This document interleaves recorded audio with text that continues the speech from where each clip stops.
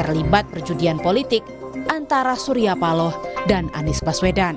Ini daripada kembali lagi ke masa yang seperti itu, lebih baik kita masuk ke melangkah ke depan dan tidak melakukan perjudian. Jadi tawaran untuk comeback tidak akan mungkin terjadi ya? Masa kita mau ke sana lagi? Dia sudah meninggalkan kita, bukan kami yang meninggalkan loh. Mereka yang meninggalkan kami, dan tetapi namanya politik ya begini adalah rupanya, dan lebih baik kami melangkah ke depan, segera akan membuka komunikasi dengan pihak-pihak sahabat yang lain. Di lain pihak, Sekjen PKS Abu Bakar Al-Habsyi mengajak Partai Demokrat kembali ke Koalisi Perubahan setelah resmi mencabut dukungan untuk mengusung bakal capres Anies Baswedan. Pasca deklarasi pasangan Anies dan Muhaimin hari Sabtu di Surabaya, PKS akan membahas masuknya Muhaimin Iskandar sebagai bacawa pres di Majelis Syuro. Namun PKS melihat kehadiran PKB ke Koalisi Perubahan merupakan tambahan kekuatan baru, sehingga berharap Demokrat bisa kembali bergabung. Ya, PKS melihat kedatangan PKB kemarin adalah sebagai kekuatan baru, ya. Dan saya yakin percaya juga Demokrat semoga hatinya bisa terbuka untuk comeback bersama kita. Pada dasarnya acara kita kemarin itu adalah sebuah peristiwa, ya, gabungnya PKB bersama kita. PDI Perjuangan. Komunikasi dengan Demokrat sendiri, Mbak, apakah sudah terjalin? Masih berjalin dan selalu terjalin. Jadi tentu saja setelah ini kita mungkin akan melakukan silaturahmi untuk menjajaki kemungkinan-kemungkinan yang ada. Saudara, lalu kemana Demokrat akan berlabuh usai merasa dilukai di Koalisi Perubahan untuk Persatuan? Kita akan bahas sore ini bersama dengan Kepala BPOKK DPP Partai Demokrat Herman Khairun dan juga pakar komunikasi politik Prof. Karim Suryadi. Nanti Mas Herman akan bergabung, tapi saya mau sapa Prof. Karim dulu. Sore Prof. Karim. Selamat sore Audrey.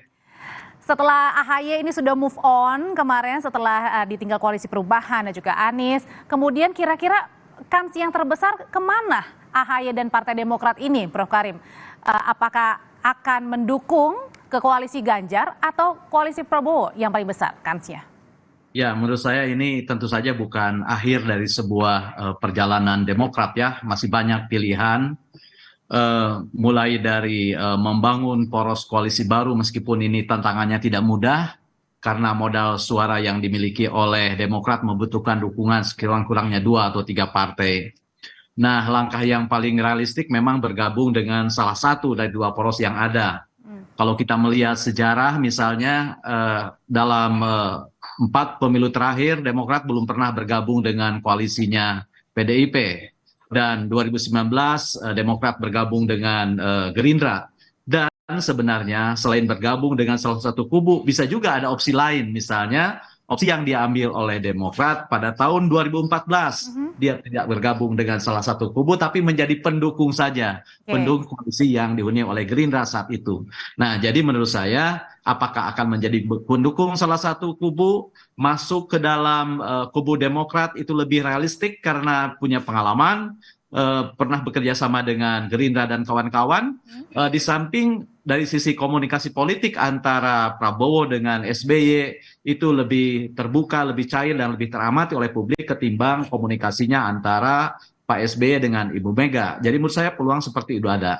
Tetapi yang menarik di sini adalah bagaimana ajakan PKS untuk kembali gitu bergabung gitu ya. Kenapa saya bilang highlight? Karena dalam 4 pemilu terakhir Demokrat itu selalu berpasangan dengan PKS. Ini ada apa?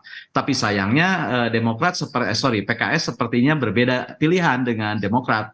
Akan tetap di koalisi yang dibesut oleh Nasdem, kemudian PKS dan PKB. Jadi menurut saya peluangnya masih ada.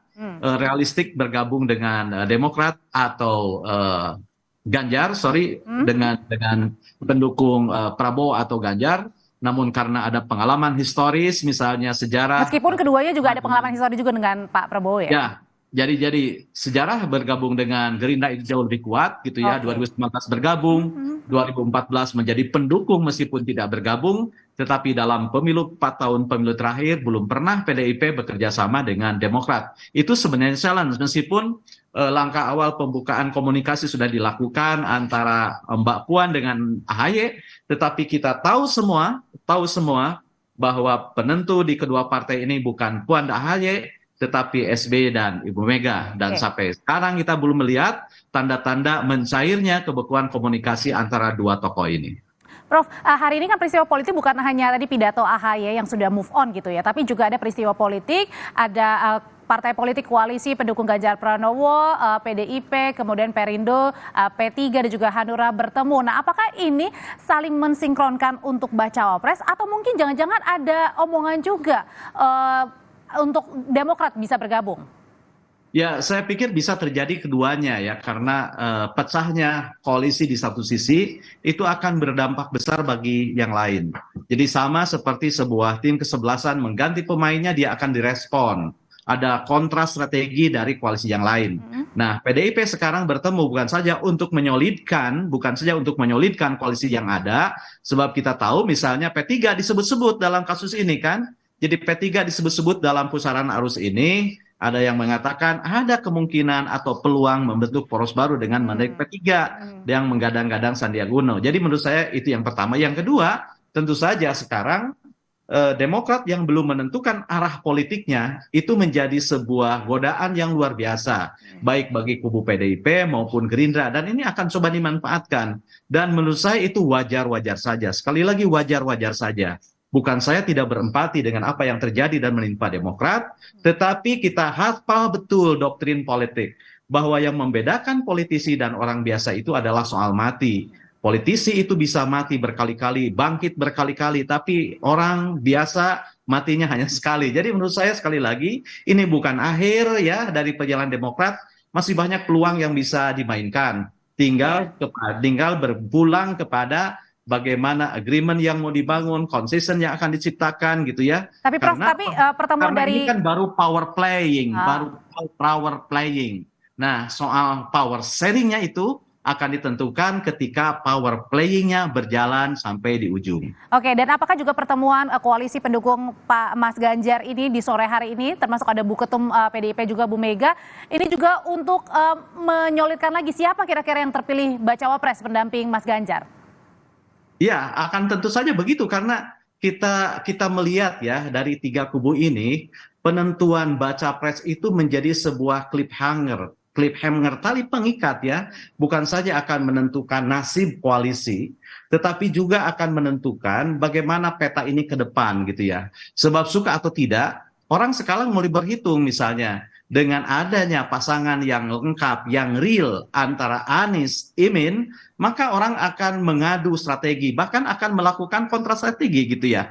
Kalau dulu hanya hitung-hitungan pada level capres, sekarang ada salah satu cawapres di sana, sehingga cawapres mana yang harus dipasang, apakah berdasarkan perimbangan tiket koalisi, perimbangan tiket ke capres, apakah perimbangan artinya harus minimal head to head juga dengan bacawa presnya ya, misalnya pembelahan sosial, sehingga peta head to headnya akan lebih konkret, bukan hanya sekedar mempertimbangkan faktor capres. Sekarang faktor cawapres sudah mulai bisa dikalkulasi, baik dari sisi proporsi kedaerahan, perimbangan tiket antara komposisi pengalaman, kemampuan, dan lain-lain. Jadi menurut saya sekarang kita memasuki sebuah fase yang jauh lebih maju ketimbang kemarin, begitu ya. Karena apa?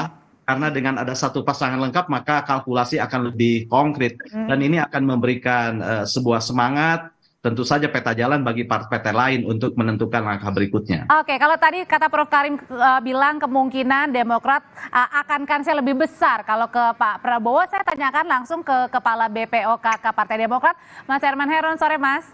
Ya, selamat sore. Mas Herman, langsung aja saya tanyakan nih, kalau dari Partai Demokrat, Mas Ahy bilang sudah move on, jadi kemana nih arah koalisi selanjutnya? Ikut Mas Ganjar atau ikut ke Pak Prabowo? Ya, kami pertama tentu masih terus untuk mengkonsolidasikan di internal. Setelah tadi rapat pleno DPP, kami mempersiapkan nanti hari Rabu akan melaksanakan rapat akan melaksanakan rapat Commander's Call bersama seluruh para ketua DPD seluruh Indonesia. Di Demokrat membiasakan diri untuk mengambil sikap dan keputusannya bersama-sama dengan seluruh kader. Kami melibatkan seluruh tingkatan untuk didengar pandangan dan pendapatnya seperti apa. Tentu setelah kejadian kami ditinggalkan oleh Partai Nasdem dan Anies Baswedan, kemudian kami juga harus menata kembali pola pikir dan ide gagasan serta aksi apa yang harus kita lakukan ke depan. Ini yang sedang dilakukan oleh Ketua Umum, bahkan tadi Ketua Umum sudah menyampaikan press conference-nya bahwa pertama ya mengucapkan kepada pasangan Anies Baswedan Pak Muhaimin sebagai pasangan capres-cawapres. Kedua ya tentu memohon maaf jika ada hal yang tidak nyaman dengan begitu gerakan kader yang masif. Ini saya kira sebuah hal yang tentu mencerminkan Ketua Umum sudah move on dan ke depan apa yang sejatinya bisa dilakukan dengan situasi ini. Kalau memilih apakah kepada partai koalisi A, kepada koalisi B, tentu semuanya dipertimbangkan. Bahkan ya tidak menutup kemungkinan. Tapi Mas Herman, sekali lagi tidak menutup kemungkinan jika ada opsi-opsi baru yang tentu ini lebih bisa menjamin terhadap kebersamaan, terhadap mengedepankan etika dan moral berpolitik ya. Terus memegang teguh komitmen. Ini kan juga menjadi pengalaman di internal kami bahwa juga kita harus melandaskan kerjasama itu berdasarkan moral, etika, dan komitmen kebersamaan itu. Kalau gitu pertanyaan selanjutnya, apakah yang dimaksud Mas Khairun itu adalah membentuk koalisi baru atau poros keempat? Nanti jangan dijawab dulu Mas Herman, usai jeda kita akan kembali hanya di Kompas Petang.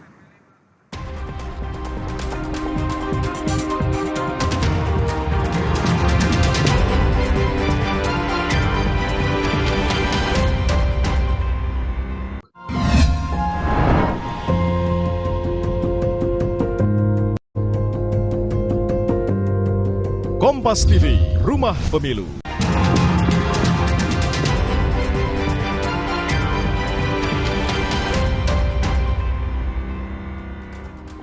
Jadi sebenarnya Mas Herman, suara terbanyak dari kader Partai Demokrat ini mau kemana sih? Ke mendukung Pak Ganjar, Mas Ganjar, atau ke Pak Prabowo? Karena kan belakangan yang intens membuka terus komunikasi adalah antara Mbak Puan dan juga Mas Ahaye. Begini, keputusan untuk koalisi penetapan capres-cawapres itu adalah Majelis Tinggi Partai yang sidangnya akan dipimpin langsung oleh Ketua Majelis Tinggi Partai Pak SBY. Termasuk Ketua Umum juga ada di sana gitu ya. Nah, tetapi sekali lagi bahwa budaya demokrasi di internal Partai Demokrat itu dijunjung tinggi. Oleh karenanya setelah tadi rapat pleno DPP yang dihadiri oleh seluruh pengurus pleno DPP dan ketum membuka ruang untuk masukan dan pandangan para kader yang khususnya sebagai pengurus DPP, tentu semuanya dicatat. Ya variasi lah ya, ada yang menuju ke Pak Ganjar, ada yang menuju ke Pak Prabowo. Tapi bocoran dong Mas Herman, bocoran dikit dong Mas Herman, kalau pada... Ini bocoran ini. Ya, ini bocoran. Oke, baik. Prof Karim nanti yang analisis Prof Karim lah gitu ya. Terus kemudian ada yang mengusulkan membuat koalisi baru gitu ya. Kan membuat koalisi baru tentu tidak mudah ya. Kita harus membangun kembali chemistry dengan beberapa partai. Dan ini yang pasti ya tentu ada dua pilihan yang mau tidak mau ini menjadi sebuah pilihan gitu ya. Nah, tentang koalisi baru ya tentu ini juga kalau ada respon dari partai lain ya kita juga akan membuka komunikasi politik supaya seperti apa arah dan tujuannya kita ingin menyamakan kembali. Karena bagi Partai Demokrat tentu sudah 2 kali ini peristiwanya hampir sama. Peristiwa tahun 2019 juga sama di last minute kita juga seperti ditinggalkan begitu saja gitu ya. Artinya jangan sampai 3 kali gitu ya? Ya saya kira baik. Kami tidak berharap terjadi gitu ya. Tetapi tentu membangun komitmen itu kan bisa dilihat dari chemistry, karena dari awal selalu saja ada polemiknya lah dengan Nasdem ini, selalu ada perbedaannya dan ada serangan dan lain sebagainya. Tentu sebetulnya dari awal sudah kami rasakan, banyak teman sudah menyampaikan hati-hati apakah di ujung tidak ditinggalkan. Ini banyak sekali masukan dan pandangan dari luar juga. Nah ini ke depan tentu kita akan lebih prudent, lebih terbuka dan bagaimana tentu berkomunikasi politik yang lebih mengedepankan etika dan moral tadi. Kalau gitu Prof Karim, sebenarnya suara dari Partai Demokrat ini lebih baik harusnya kemana nih? Mendukung Mas Ganjar atau Pak Prabowo? Kalau pertanyaannya lebih baik Mas Hoiron lah yang lebih tahu, dan Mas Hoiron akan bilang lebih besar mana deh kansnya, peluangnya? Tergantung suara DPD gitu ya. Tapi menurut saya sekali lagi tadi saya katakan di awal, peluang membangun poros baru gitu ya, di mana Demokrat menghela lokomotif poros ini mungkin, tetapi ya tantangannya agak berat ya, jauh lebih berat ketimbang bergabung ke dalam dua poros yang ada. Kenapa begitu? Dengan modal suara 7,7 gitu ya, agak sulit mencari yang lain gitu, karena partai-partai yang punya suara kan sudah hinggap di salah satu koalisi. Nah, itu yang pertama. Yang kedua, dengan melihat sejarah kerjasama dengan Gerindra yang jauh lebih panjang ketimbang sejarah kerjasama dengan PDIP dalam 4 pemilu terakhir yang belum pernah, maka menurut saya condongnya sih lebih ke Gerindra. Atau mungkin, nah yang ketiga ini saya bilang mungkin karena pada 2014 kan Demokrat pernah mengambil posisi mendukung tapi tidak bergabung, tetapi kelihatannya porsi ini tidak diambil gitu ya, tapi sekarang lebih tegas akan memilih untuk berkoalisi bergabung, dan tentu saja saya yakin pilihannya akan ditentukan seberapa besar insentif politik yang akan didapat, insentif elektoral yang akan didapat, karena saya yakin setiap koalisi yang dibangun oleh partai manapun, oleh kekuatan manapun, dan setiap partai bergabung kepada koalisi manapun pasti memiliki dua tujuan. Tujuan pertama adalah memenangkan koalisinya, dan yang kedua memenangkan partainya. Jadi ini persis seperti pemain sepak bola.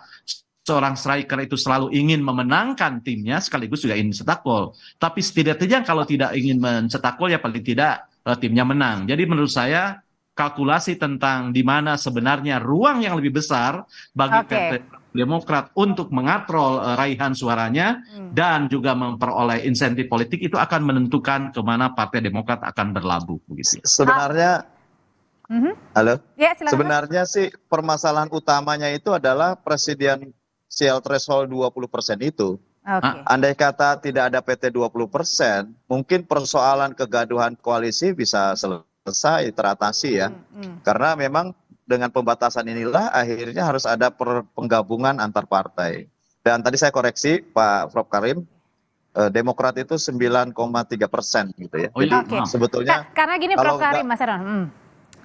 Karena gini Prof Karim, Mas Herman, ini ada pernyataan dari Gubernur Jawa Tengah sekaligus baca pres dari PDIP Ganjar Pranowo yang sudah menjawab singkat ternyata ini terkait dengan bagaimana peluang koalisi dengan Partai Demokrat. Ganjar menegaskan ia bersama dengan PDIP belum menjalin komunikasi lagi dengan Partai Demokrat, termasuk peluang AHY menjadi bakal calon wakil presidennya.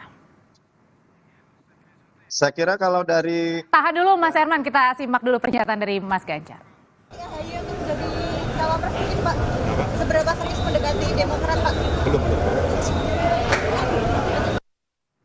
Mas Herman, silakan. Saya kira ya yang lebih pasti, kalaupun komunikasi ya dengan koalisi saat ini adalah dengan koalisi partai-partainya gitu ya, karena biasanya ya yang sangat menentukan adalah pimpinan-pimpinan partai koalisi. Pengalaman kami kan kemarin sama, Anies Baswedan sudah menetapkan cawapresnya adalah Mas AHY.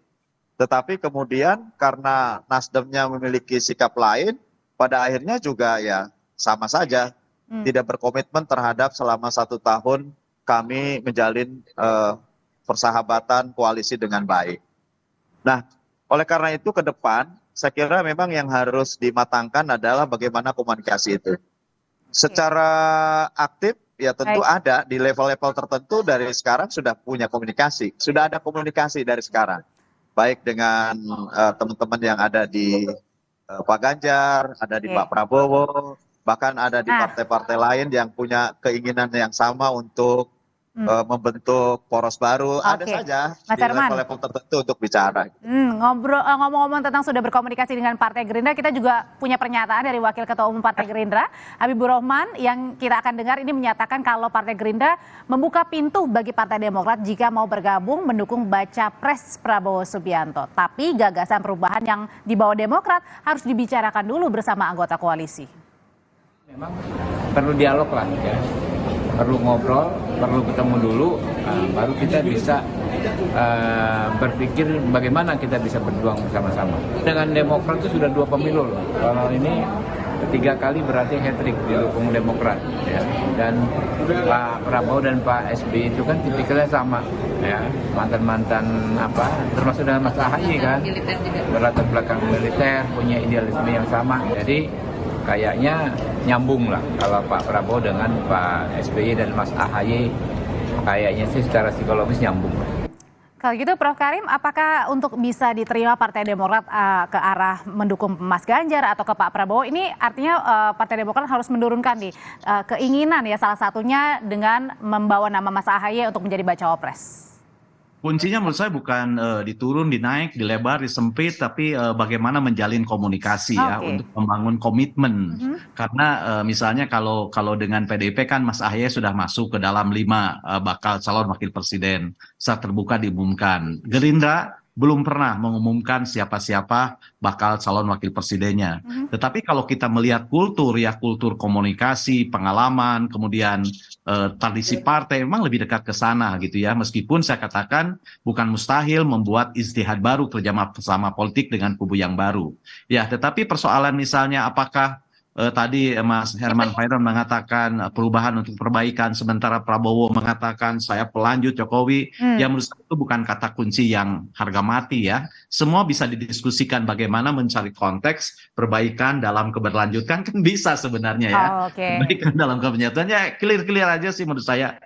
Karena untungnya dari blok-blok koalisi itu tidak ada satu blok pun yang dibangun di atas koalisi berdasarkan ideologi yang ketat gitu ya, karena kita menganut ideologi Pancasila dan terbuka, sehingga ya hitung-hitungannya berada pada level strategi dan taktik menurut saya ya, soal bagaimana strategi dan taktik, bagaimana passion bisa dibangun, bagaimana marwah partai bisa diangkat, dan kenyamanan itu bisa terjaga. Intinya itu sih sebenarnya. Kalau dari Mas Herman sendiri, salah satu sebenarnya untuk bisa kemudian bergabung dengan koalisi, apakah salah satunya adalah tetap menginginkan nama Mas AHY sebagai kandidat bacawa pres? Perlu dicatat bahwa ketika terbangun koalisi perubahan, Demokrat pun tidak pernah memaksa, mendesak, tetapi ini kan diberikan kesempatan masing-masing partai koalisi untuk mengusulkan para calon wakil presidennya. Artinya ya Demokrat mengusulkan. Setelah ditetapkan oleh Mas Anies dan bahkan tidak ditolak oleh ketiga partai, tentu kami merasa bahwa sudah fix, tinggal membicarakan waktu deklarasi. Ternyata endingnya lain lah gitu ya. Kenyataannya lain. Nah, kembali kepada persoalan bagaimana ke depan. Ya tentu juga Demokrat tidak pernah memaksakan, mendesak Mas AHY untuk menjadi calon wakil presiden. Tetapi bahwasanya kalau diminta kesediaannya untuk mengusulkan, ya Mas AHY sudah sangat layak dan pantas menjadi wakil presiden. Oleh karena itu, ya nanti diserahkan kepada partai-partai koalisi. Tagline sekali lagi kami tekankan bahwa tagline perubahan dan perbaikan untuk Indonesia yang lebih baik ini memang disiapkan untuk internal kami. Di Demokrat sendiri semangat perubahan dan perbaikan itu untuk bisa menyemangati pemenangan pemilu legislatif tahun 2024. Lantas kemudian diadop menjadi tagline pada koalisi partai-partai untuk Pilpres. Tentu ini juga menjadi sebuah gerakan perubahan gitu ya. Karena hampir 50% lebih juga masyarakat ingin terjadinya perubahan.